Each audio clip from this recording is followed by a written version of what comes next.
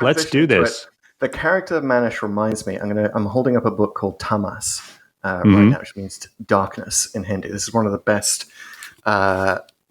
novels to be written about the subject of partition. Go pick it up. It's wonderfully small scale, like Demons of the Punjab is, just set in a single town in the Punjab.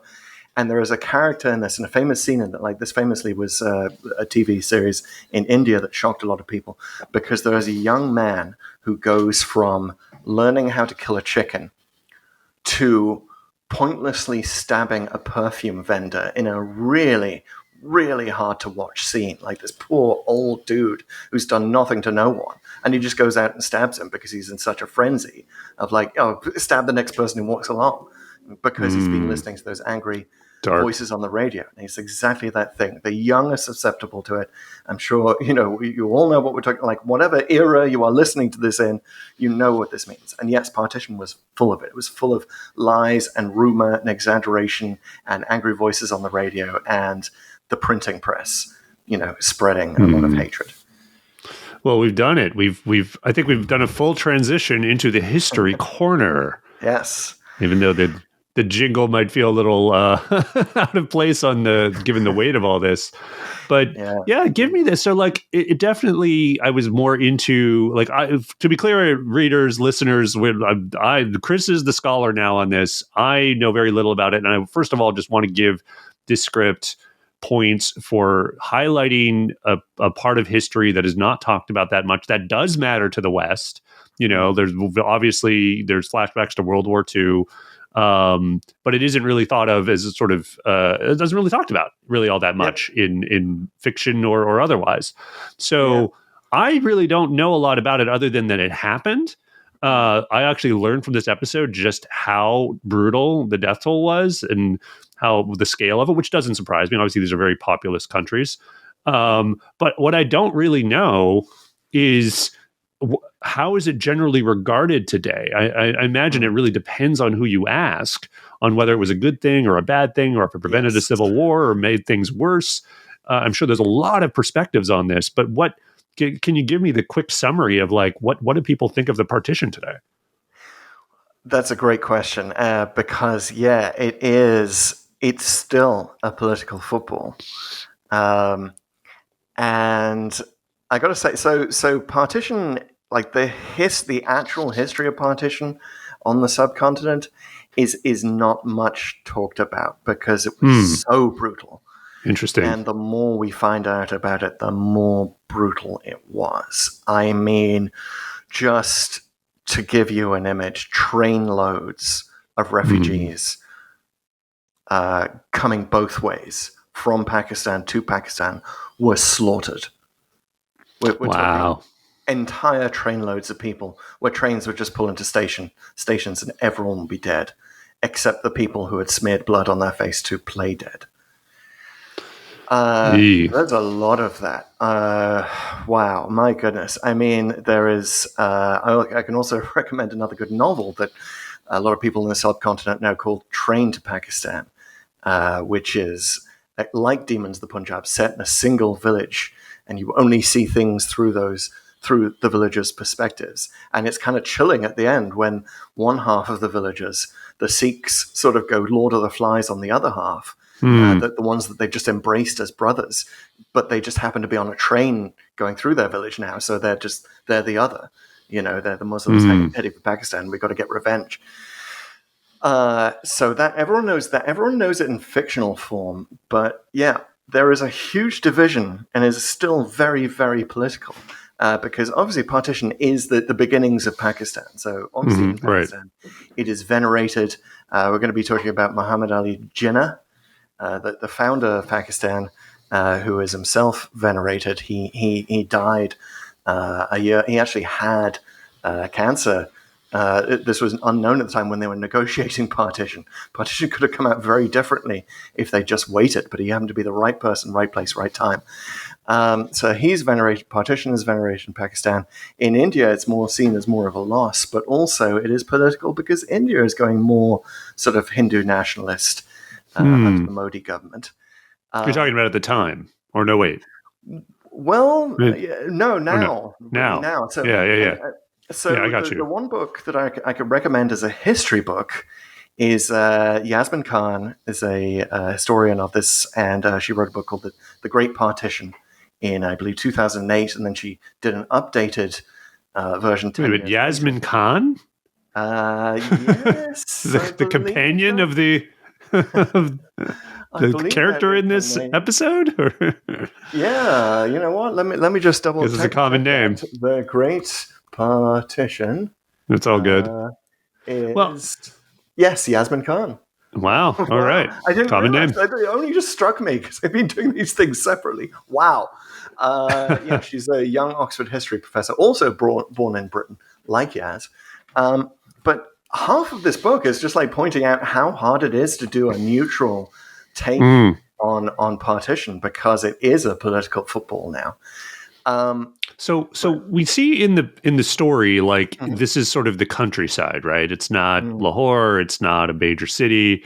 It's obviously right on where the border is. In yeah, fact, Manish believe goes it. out and says the map leaked a few days ago or something, and that Mm, here's where it is, and he sort of proudly, hammers into something in the ground that's a marker of like, mm. here's India, here's Pakistan, Yes, and that is everyone's kind of disgusted excellent. about it. But I mean, I don't know. I guess I guess that's not a weird notion, or that No. stuff like that must have actually happened. It did, and the tragedy of partition is that at the beginning, people didn't think it was that big a deal. They had no concept, nobody on any side had any concept that there would be 12 million refugees, Right. that millions of people would be going back and forth between the countries, and that it just neither country would be able to handle it. There would just and the refugees would make things worse and worse, and there would be entire columns of people going back and forth because they didn't think that these borders were going to be a big deal. Nobody on any side. Like there were newspaper Mm. stories, before partition happened, because it wasn't just like a sudden thing. It had been talked Yeah. about for a few years. That the notion of Pakistan as a country kind of, had developed within Jinnah's lifetime. Like he was converted to the idea of it, but it had been talked about. But they were publishing articles saying, yeah, we probably won't even need passports. We won't need Mm. visas to cross this border. They were thinking of it as more like an EU kind of arrangement. Right? India and Mm. Pakistan they're going to be close friends, and maybe, and certainly on the Hindu side, there was a lot of thought of this of like, oh, we'll let the Muslims go off, have their own country, and then they'll come crawling back because it's just going to collapse. Like Yeah, they before just figured it would fail. yeah, it'll Yeah. just fail. It'll be fine. We'll just wait. And even as it was happening, as all this violence was happening, like they were still having the independence celebrations. Like we knew that the violence was happening. Gandhi's over on the other side of India. So there were two provinces that needed Yeah. to be I was just going to ask you about Punjab that. and Sindh. So most people know Gandhi, and Mm. like he didn't, like, when was this? 1947, right? And he died in 1947. 1948. So like, what did he January have to 1949. Yeah. Yeah, so I guess, what did he have to do directly with the partition? And like, was he pro? Was he against? And what, He was how did very that? against. He was very against. I Very, see. very against. Gandhi struggled his whole life for Indian independence and Indian unity. Hmm. And the thing is that for centuries, India had been, when you think of India, I want you to think of like fine woven fabric of like, Hmm. of Hindu and Muslim, just interwoven everywhere. With Sikhs, Sikhs are 2% of the population of India, 14% of the population of the Punjab. So it's kind of a shame Hmm. they don't get more of a shout out than like one or two mentions in Demons of the Punjab. But whatever, like it's a very important area for them. And division didn't necessarily make sense, Hmm. right? Because here's an interesting fact that I can't get out of my head is that the fact that Pakistan, India instantly became the largest Muslim country in the world when it was created. The second largest Muslim country in the world at that point, India, Hmm. even after partition, Interesting. right? So Yeah. it's still interwoven, and that's part of why the problems that the partition caused is, waking Hindus and Muslims up to their differences, right? When they've been living side by side for so long. And Hmm. Gandhi wanted to preserve that. And he would do things like walk into a town where there has been differences, where they've attacked each other, and literally just walk up to everyone's doors, knock on the door. A lot of doors were slammed in his face. And he would get the Muslim headman of that town and the Hindu headman of that town to literally live in the same house. Mm. And it was brilliant. That's what he needed to do. Now, unfortunately, Gandhi wasn't in the Punjab at independence. He was in Bengal, which was the other province that needed to be divided, and in Calcutta, which is sort of where the violence of partition started in 1946. It was kind of renowned as like, if violence breaks out between Hindus and Muslims, it's going to be in Calcutta. Yeah, well, this is the thing. I think, as you describe stuff and it's like, well, it was all interwoven. I mean, again, I'm ignorant of the history, but there must have been a rationale to the partition in that it's going to prevent or even not prevent some tragedy, put the paths of these two distinct sort of, I guess, ethno-religious groups on the paths, that I guess whoever the British Empire deems they should be on. So let's talk about that, because the British are not. I don't want to give the impression the British are uninvolved in all of this, even though they kind of did take a hands-off approach to it. Which was the cause of a lot of the violence, was that they weren't stepping in. But also they've been told to... Well, not necessarily the cause, but I know what you mean. They could have done something more about it. Like, I think the cause... I mean, why do people hate each other and hate the other, et cetera? I think ultimately that's kind of what it comes down to. And why on a certain level, like, just to bring it back to the show, like, why Manish's actions at the end probably seem a little incomprehensible to most viewers, right? Like, he's basically leading his brother to die and lures these people here who are sort of these ethno-nationalists or whatever. And Prem even knows one of them. Like he says, we fought together. I know you. And the guy kind of kills him without a thought. Manish seems to be okay with that, or has made his peace that his brother needs to die for this new ideology to take shape. And like I say, I think a lot of people look at that and go like, wait a minute, like, that's a pretty extreme, and it is. But that's kind of the point. It's so accurate, and it's heartbreaking. I mean, if you're a student of the American Civil War, and which pitted brother against brother in a lot of cases, that is nothing compared to partition.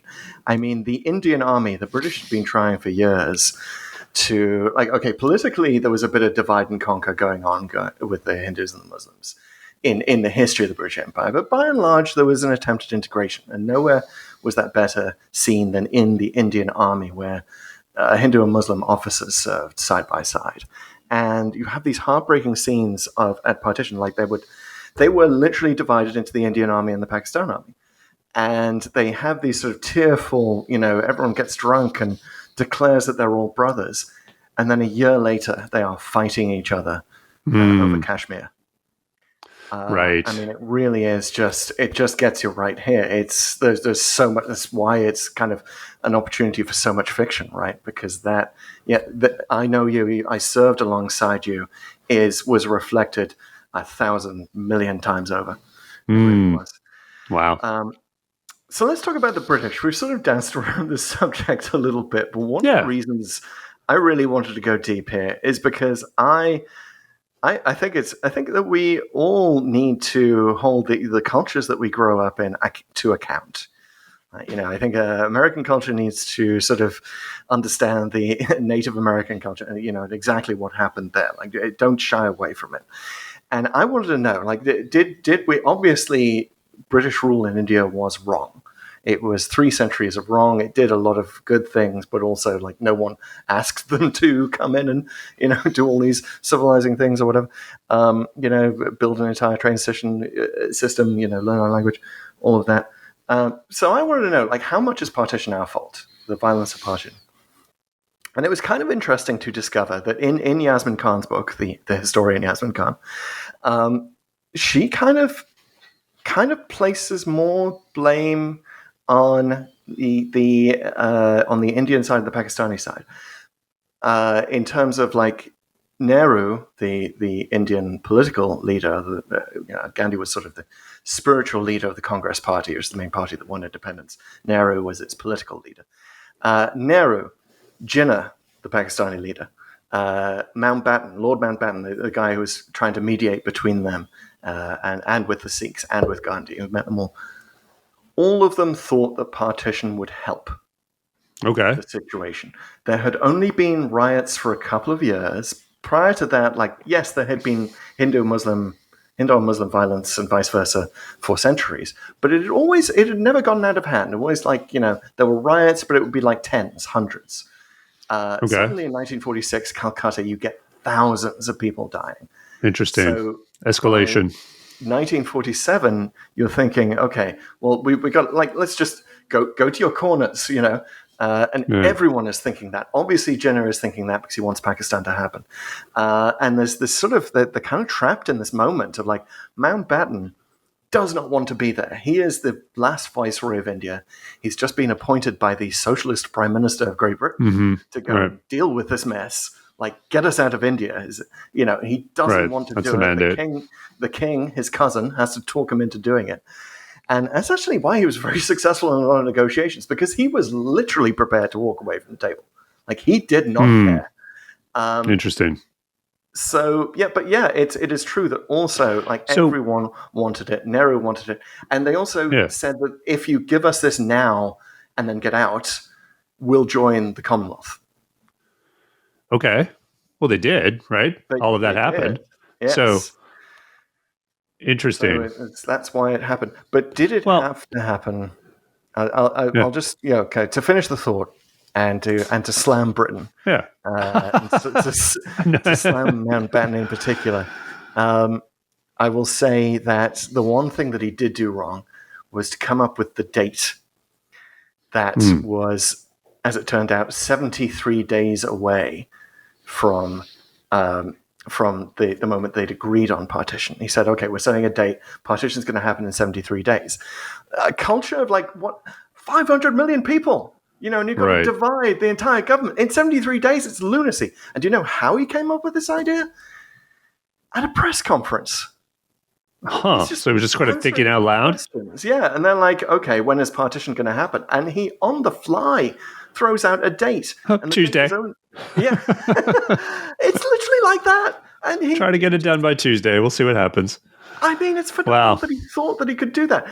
It's funny how, I don't know, this is random, but people answering questions in the moment at press conferences has been responsible for so much weirdness in history. I mean, it wasn't as violent, but the whole Berlin Wall thing was another when will people be able to do that? And it was just some rushed answer at a press conference. Oh yeah, people can absolutely go to West Germany now. And it was and people started showing up, and then what are the border guards going to do? It's well, I guess he said it, so yeah. Go ahead. And here's the thing: nobody said no. Nehru didn't say no. Jinnah said no. They're great. Right. 73 days, let's do it. I don't think anyone had any idea of what was in. Dude, I couldn't move my house. I have trouble moving my house in 73 days. Just my stuff. Wow, that is insane. Did not think of what had to be divided. They literally had to divide libraries. You get stories of librarians arguing and tearing books into, and sending one half of the dictionary to Pakistan and one half of the dictionary to India. Right? They were arguing over paper clips, chairs, fans. And you're supposed to divide the entire country in 73 days. Was not They only belatedly organized special trains for refugees. They did not think it was inconceivable, literally inconceivable, that there would be refugees. It's funny, because no movement like that ever. And as you as you're speaking about all this insanity and on a grand scale, if you think about the episode and what Manish is doing, I mean, it seems, even though within the episode it's you react in that this is incomprehensible, it's set against this backdrop of extreme incomprehensibility in this entire historical period. And so in that context, I mean, it's not just that context, because I think it does say some things about just how people are, and certainly the people on the radio whipping them into a frenzy. But it is more comprehensible than maybe it might come across in the story. And if you ever think, how could this happen? I mean, like you say, like look at history, look at the Civil War, look at all these places where either ethno-religious groups, ethno-nationalism, pure nationalism, it's pitted brother against brother literally so many times in history. It arguably might be the most realistic thing about this episode. Yeah, the Muslim League had been agitating for Pakistan for a while, and they'd been doing it. Part of the problem with that was no one had defined exactly where Pakistan was going to be. And you find maps in the 1945 election that the Muslim League did really well in, where they've got like Pakistan emblazoned across a map of all of India, Greater India as it okay. And it just sometimes it's in the west, sometimes it's in the east. Now they were lucky that most of the provinces, if you just look at the majority-minority, I mean, that's sort of a horrible way to look at it anyway, right? Because you're creating minorities in every district. But if you just do that, then there are only two provinces that you really need to worry about, Punjab and Bengal. So that's where the line comes in. And that's where Sir Cyril Radcliffe comes in. Now, we're going to do a little exercise in learning to hate someone based on incomplete information. Okay. So let's hate on Sir Cyril Radcliffe first. So he's a guy who'd never been to India before. Mm-hmm. And all of a sudden, he gets to impose these two lines, one dividing this very rich, breadbasket of India province called Punjab with its 5 rivers flowing across. And he draws a line that divides those rivers down the middle. I mean, he makes a total hash of it. There's a water treatment facility, I think, where the line goes through the water treatment facility. And there's wilderness all around. Why did he do that? What an idiot. He didn't know India. He didn't even go out to visit the Punjab countryside that he was dividing. He just draws this line right through it. Same with Bengal. And it was a mess. And a big part of the problem was the line and was where it was drawn. And, India and Pakistan had to fight over that immediately. It was kind of a porous border at first, but that lack of sense of anyone knowing what's going on. But here are the official lines. But what? Wait, you just put my Yaz's mom's nanny says, you just put my house in Pakistan, and Manish is yeah, deal with it. That was the response. So Cyril Radcliffe, hated by history because of this. W.H. Auden slammed him in a poem in the 60s. That's how bad of a person do you have to be for this, airy poet to kind of snark you in a poem? Okay, so do we hate Cyril Radcliffe yet? Totally.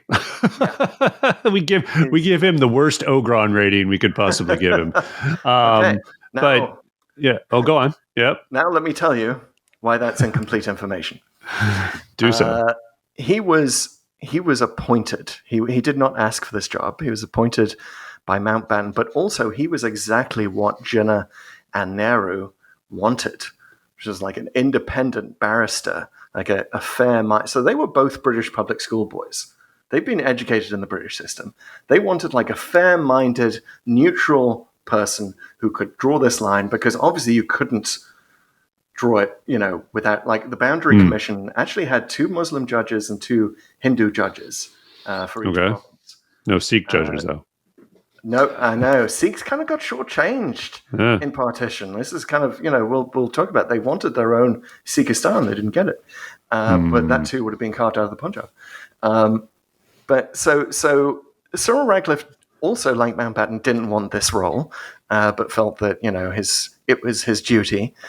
And when he learned that he had less than 70 days to do it, he said to Mountbatten, absolutely not. It's going to be a mess. I can't do it. Mountbatten says, no, you got to. He's like, can't you just give me a little, we were talking about independence in 1948. Why can't we just, he's like, no, it's got to be now. It's got to be now. The parties are agreed now. Let's do it now. Let's go now. He also goes to Jinnah and to Nehru and says, are you guys sure about this? Like, this is going to mess things up. There's no way that I can do this. Like, we don't even have good enough maps Right. to do this. And they're like, nope, do it. Wow. You got it. Like, this is the only way to break the logjam. We trust you. Go ahead and do it. And they did it. And they did it. And the poor guy gets slammed. I mean, he tried. He didn't accept his salary for this. Like, it was the only thing Interesting. that he could do. He had to watch them be horrified. He could not go out into the countryside. He actually went to visit Lahore, could not leave his hotel because there were people out on the streets like yelling pitchforks. at him. Yeah. Yelling at him to draw the line a certain way. So he could not go visit the countryside that he was dividing.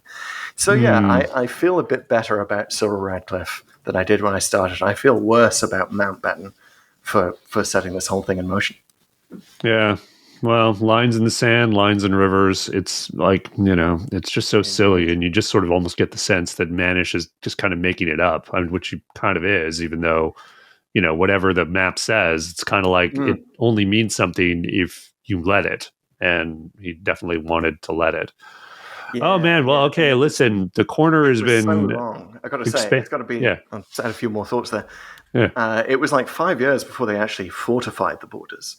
So, like, it was very porous at first, and that's why we needed guys like Manish and his goons to enforce it. Yeah, like that's basically people stepped up. It was like people directing traffic when there's a power outage. In this case, it's when there's a partition. We're just going to take up some rifles and just make sure people are on one side and others are on the other. Yeah, exactly what happened. And I think that my only fault with that scene is that they arrive on horses, which sort of still, along with the countryside and the holy man, the sadhu, makes you think that we're in sort of, ancient rural India. Well, no, India was like a kind of a modern, thriving, not industrial state, but certainly like they had tanks, they had rifles, they had, so the idea of if those goons had arrived in like motorized vehicles, suddenly the first ones that we see in the whole story, I think that would be so wonderfully and appropriately jarring to be like, whoa. That's fair. Because they come up on horseback and